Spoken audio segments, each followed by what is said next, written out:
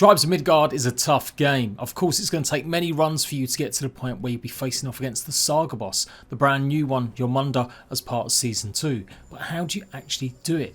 I'm going to show you how to activate all the beacons, give you some tips and advice, and hopefully leave you guys tell me how you got on with Jormungandr. So of course you have to go and find a shipyard, and the shipyard is meant to be close to the village, but it does look like sometimes it can spawn quite away, and there's no real guarantee that you'll be heading in the right direction. In multiplayer it'll be a lot easier to find, in single player however it's definitely a lot more challenging. So try and find an ash beach or as many as close to the settlement early game as possible. I found this on day 7 and I managed to go ahead and build it. You're going to need 10 wooden boards, 6 wrought iron, 2 ancient cores, 500 souls. You can see it's just in the northeast of where the settlement is, so not exactly that close by. There usually will be some sort of teleportation shrine next to it, so make sure you always activate that first before you do anything else. Once it's rebuilt, then you can go ahead and buy the ships that you need. If you're playing solo, you can get away just buying the fairing boats. In fact, you're going to probably need 3 of these if you take my tips on activating the beacons quicker. So buy one for now. You will need 6 wooden boards as well as 3 yarn. Obviously, if you're in bigger groups, then yes, you need to upgrade the shipyard to access the 2nd level and the 3rd level ships. So you will need a lot more of the souls and ingredients to go ahead and do that. But otherwise, if you're solo or you don't mind trying it like this, where you're sending people out individually, I think this is not a bad method. And the idea being, you'll go as close as you can to where the beacons are before actually putting the ship in the water. So if there's an easier way to get somewhere closer by land, you're going to find the nearest land point to activate it. Otherwise, you're going to have to sail around a huge amount of islands with lots of enemies firing their spears and arrows at you from the rocks. Just like here, you can see them lobbing their spears and damaging the boat. Now the single player boats take a lot of damage very quickly, so you have to be super quick. As long as you're going at speed though, you should avoid most damage and don't run into anything. If it's a multiplayer match, you will need at least the middle boat possibly, because the amount of level enemies on the actual islands and the beacons are pretty tough. But what you really need to do is to go and activate one of the fast travel points. This is easier than said than done. You've got quite a lot of challenging enemies, including obviously the Selkies and these Harpy style guys. But it's so important that whether you do it solo or as a team, you activate the fast travel points on each one of these beacon islands. That way, of course, if you fail, you can always go back here super quick. Now fingers crossed you'll be able to buy a map if you come across a trader that shows all of the beacon locations, or maybe a shrine map might reveal some as well. However, if that fails, you need to go and clear out as many camps as possible on Ash Beach. Not always that easy, but once you've taken out any of these guys, hopefully one of them will drop either the map or you'll find one in a chest nearby.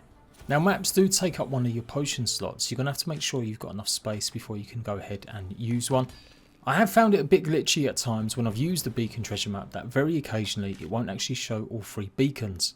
If that happens to you, you will have to go ahead and find another one and see if you can activate it.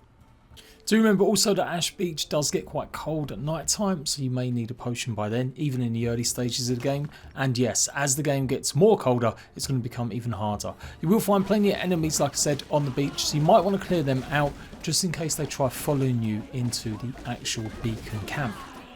On their own, the Selkies and any of the other unsunken warriors you come across won't be too much bother. It's only when they've got one of the Harpy guys kind of giving them a boost or buff.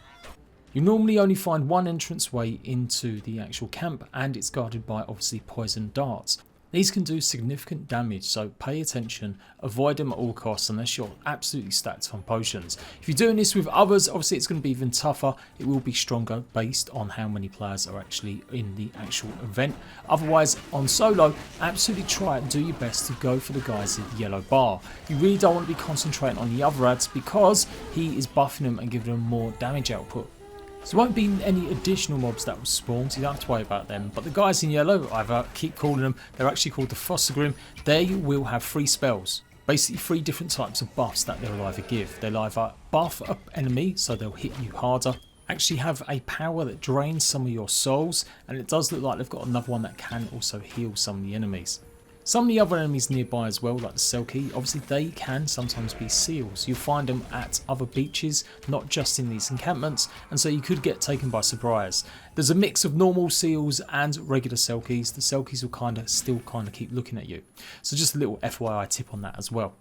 And the Frost Scrim, they won't actually directly attack you. They just give area of effect damages or buffs to anyone nearby.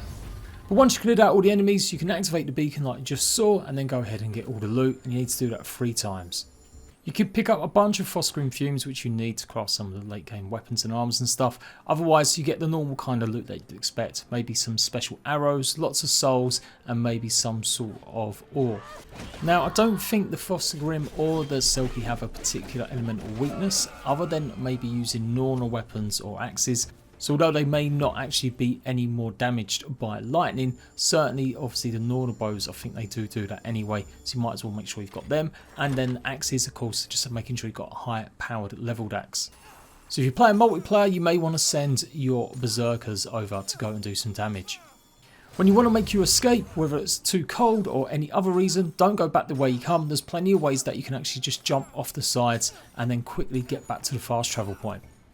Some other last tips, I guess, to show you the third one that I completed is obviously use any area effect damage pools that you've got. If you've got maybe some of the swords or weapons that generate pools of dark or poison, make sure you use them. Or if you have got the normal bow, remember it's got the healing effect that heals you or does damage to enemies in that kind of range. Obviously anything that does surrounding damage, like these axes flipping around me here as well, is obviously going to be really good. And that comes with, I think, one of the level 3 axes. So yeah, you basically want anything that does any big area effect damage rather than more powerful concentrated stuff like whirlwinds or blades thrown in front of you. And last couple of things I think I've learned are that sometimes the enemies do get a buff as well that does more damage, and it does also look like the Selkies can slow you down. So if you do happen to have any speed elixirs, you might want to contemplate using one of them as well. But obviously just making sure you've got plenty of health potions. And if you're again doing this at night time, make sure you've got an anti-cold potion.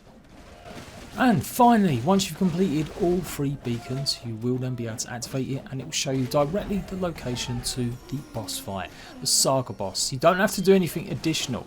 Unlike when you fight in Fenrir, the first season boss, you actually have to have all the fragments and you have to activate the Bifrost portal before walking across it. I actually found that tougher to do than this, believe it or not, so I think this is kind of doable as long as you follow the right steps and you're well ahead of schedule. Fingers crossed the actual boss portal will be close to one of the beacon islands and you can simply go and grab the ship that you left and hopefully sail to it relatively easy. Otherwise, go ahead again if it is somewhere mad, cross the massive islands or continents, then go and grab another ship and simply sail to it from directest point. The boss lair will also have a bunch of enemies on that island as well, but I would say you can probably just about avoid them hopefully and swing around to the closest point you can, again to the fast travel point. Also, it does look like to help you along the way sometimes there will be events that will appear on some of the boss lair islands, so again that's helping you find out exactly where to go or where they will be. I was coming to the end of this run and sadly it all escaped from me a little bit, but you simply run up to the portal and then just click activate. You don't have to add anything or do anything and you will be able to access your Munda's lair. Sadly, that's as far as I got, so don't worry, a guide is incoming on how to take him out and I'll do a complete saga guide for you guys as well with top tips on how to do it either solo or in groups. Hopefully if I can carry on doing it with noobs and we might actually be successful, but yeah, this was as close as I got. Let me know how you got on hopefully with this guide and I'll see you at back for more Trials of Midgard tutorials, guides and news soon. Bye bye.